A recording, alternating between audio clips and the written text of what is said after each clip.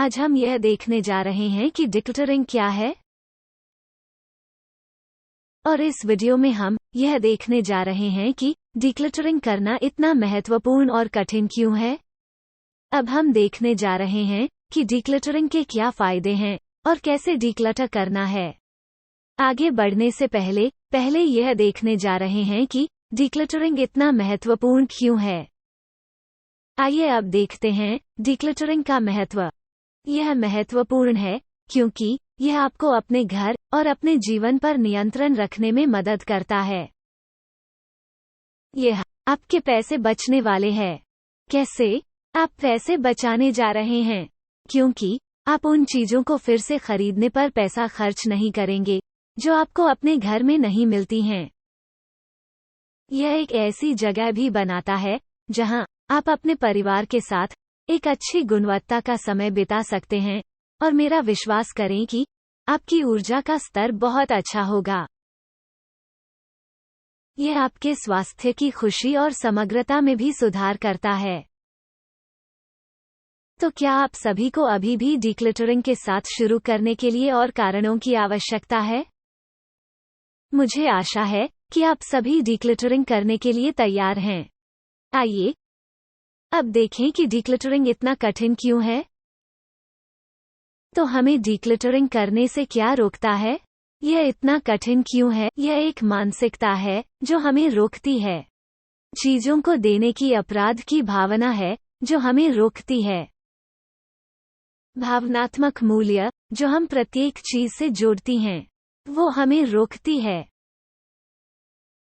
तो अब हम यह देखने जा रहे हैं कि हमें क्या करना चाहिए और क्या नहीं करना चाहिए। तो ऐसे कौन से काम हैं जो हमें करने चाहिए और डिक्लटरिंग करते समय हमें क्या नहीं करना चाहिए। तो सबसे महत्वपूर्ण बात है, पूरे घर को डिक्लटर करना शुरू मत करो। हमें ऐसे लक्ष्य निर्धारित करने होंगे जो प्राप्त हों। हम एक समय में एक कार्य कर सकते हैं ताकि यह आपके लिए थका देने वाला ना हो और आप दिन के अंत में एक अच्छे मूड में होंगे। डिक्लटरिंग करते समय यह भी महत्वपूर्ण है कि आप इसमें अपने परिवार के सदस्यों को शामिल करें।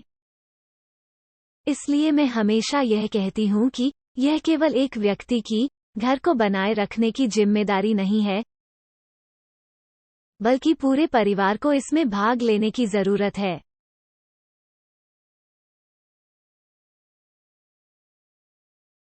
और यह भी बहुत महत्वपूर्ण है कि आपको उन चीजों को जल्द से जल्द निपटाने की आवश्यकता है जिनकी आपको आवश्यकता नहीं है, अन्यथा यह आपके घर के कोने में होगी और अव्यवस्था में जोड़ देगी।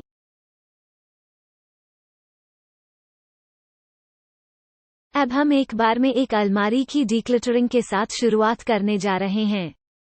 मैंने अपनी बेटी की अलमारी डिक्लटरिंग की शुरुआत करने का फैसला किया है। तो आइए देखें कि डिक्लटरिंग कैसे की जाती है। अब हम अलमारी को डिक्लटर करेंगे। अब हम जो करने जा रहे हैं वो यह है कि सभी कपड़े जो उसके हैं वो हम निकालने वाले हैं। कपड़े जो उसके पूरे घर में है वो सभी एक ही स्थान पर जमा हो जाएंगे। चलो सारे कपड़े अलमारी से निकालते हैं। चलो सारे कपड़े निकालते हैं।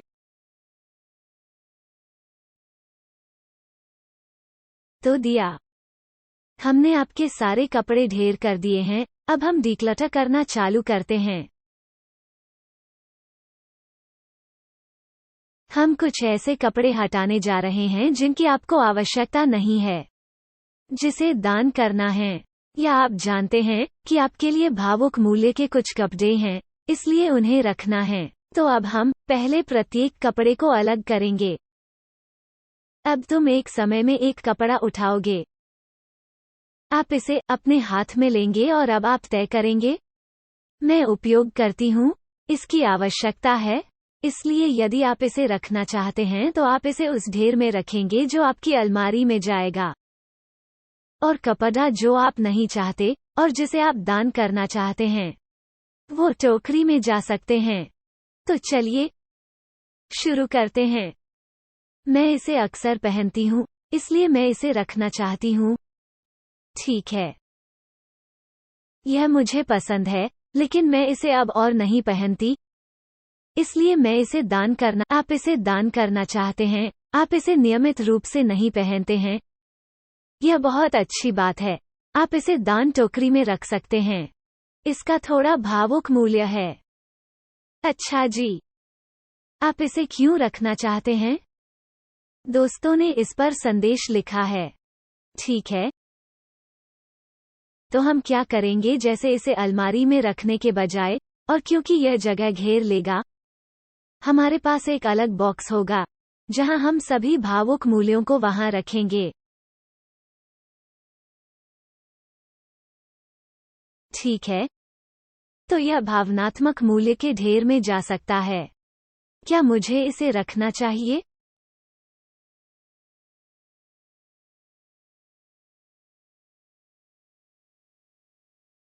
क्या इसे नियमित रूप से इस्तेमाल कर? नहीं। आपको क्या लगता है? मुझे लगता है कि दान करना चाहिए। इस तरह से डिक्लटरिंग की जाती है।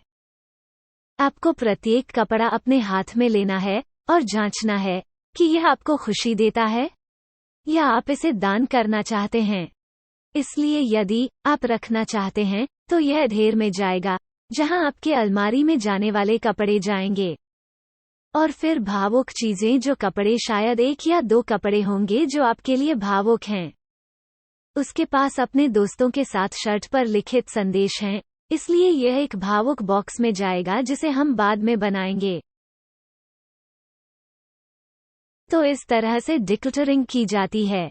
तो यह आयोजन की दिशा में पहला कदम है। इसलिए आज हमने देखा है कि डिक्लटरिंग कैसे होती है।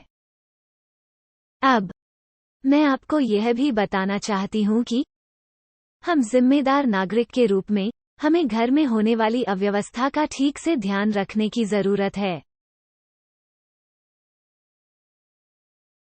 इसलिए कृपया सुनिश्चित करें कि आपके घर से बाहर जाने वाली अव्यवस्था का सही तरीके से और सही जगह पर निपटाने का प्रबंधन किया गया है। इसलिए दुनिया भर में ऐसे कई संगठन हैं जो कचरा प्रबंधन का ध्यान रखते हैं। अतः आप सभी से मेरा निवेदन है कि अपने घर का कचरा बाहर कहीं नहीं फेंकें।